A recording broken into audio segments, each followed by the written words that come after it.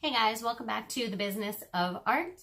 I'm going to go a little more into making it as an artist, a full-time artist, or someone making any money off of art really, and what that means and what that takes.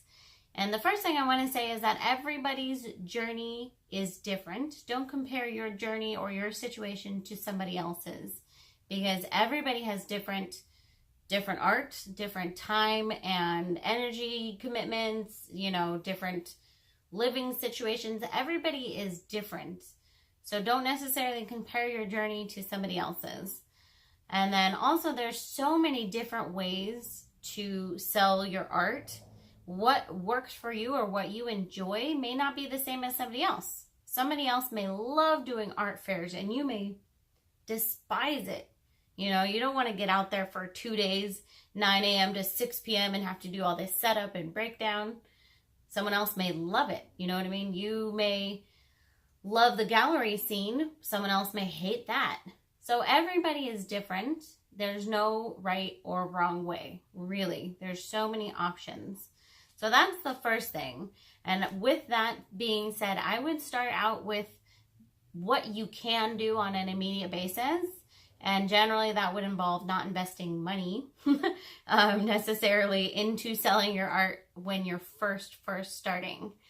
So what I started out doing was selling art on Facebook, and that was free. And if you haven't checked out the video on how I sold art on Facebook, check that one out because it has some really good information in there. But that's how I started out. And then the second thing that I did was I found a local art studio and I rented it out for $200 for the night, and I put on my own art show, and that actually got me a decent amount of money, definitely more than the $200. I sold like 30 paintings or something like that. But at that point, I already had friends and family kind of clamoring to buy my art. So it was a good time. It was a great action to do. And I did that several more times over the coming years because it was such a successful action. I wouldn't recommend doing that every weekend because people will get tired of that. But, once or twice a year is a pretty decent time, especially around holidays. So those are the two things that I did that got me really started selling art. I did the gallery scene a little bit, but I didn't like that. Well, first, I didn't really like the commission rates so much. They usually take at least 50%. And then second of all, I never really sold very much because, well, I think I could sell my art a lot better than a gallery can. It's my passion. It's my heart, my blood, sweat, and tears, and everything that went into making those pieces. And for the gallery, I'm pretty much just another artist. You know what I mean? So I always preferred to sell my own art. And then the second thing I'm going to recommend, beyond starting out with what you can do and not investing too much money when you're first starting, second thing is to diversify your art as much as humanly possible. What do I mean by that? I mean, if you think about the math of making one piece of art and selling it, making another piece of art and selling it, that would take really forever for you to really make enough money to replace your full-time job income. Let's just take $50,000 a year as a fairly base pay for the US. Now I know some people make $20,000, some people make $200,000. Okay, let's just say $50,000 because the math is pretty easy. If you're selling paintings at $50 a pop or $100 a pop, do the math on that. How many would you have to create and sell to get that amount of money? A lot. Way more than anyone realistically could do in a year. So if you think about it, it's not very realistic. And if you go up to even say $1,000 per painting, that's still 50 paintings per year.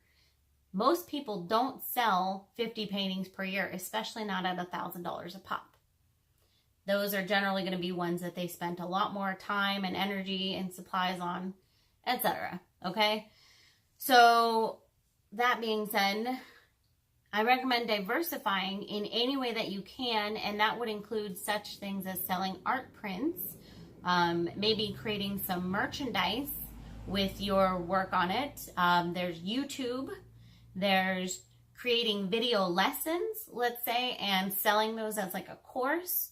There's writing a book about your art form or your journey as an artist. There's all kinds of things. And even with just prints, let's say, there's a lot of options. You know, you can do the signed limited edition prints. You can do greeting card prints. You can do canvas prints. You can do all kinds of things. And doing those things will allow you to create something one time and sell it over and over and over. And you can kind of start building a bit of an empire, you know, and have income coming in from all kinds of sources. There's also Patreon is actually another really good one as well. And you can do as many of those as you want or as you feel like investing time and energy into. Why not? You know what I mean? All right. So I hope this helps. Definitely start thinking with it. Like, really do the math on what would it take for you to become a full-time artist, or how much money do you want to make off of art, and what do you have to do to get there? Because I think a lot of people don't really think with what being a full-time artist means, and they think, oh, that person just sits and paints all day and the money just rolls in. That's never the case. Ever, ever, ever. There's marketing involved, and then, you know, there's a lot of other factors. All right, guys, don't forget to subscribe if you haven't already, and I will see you next time.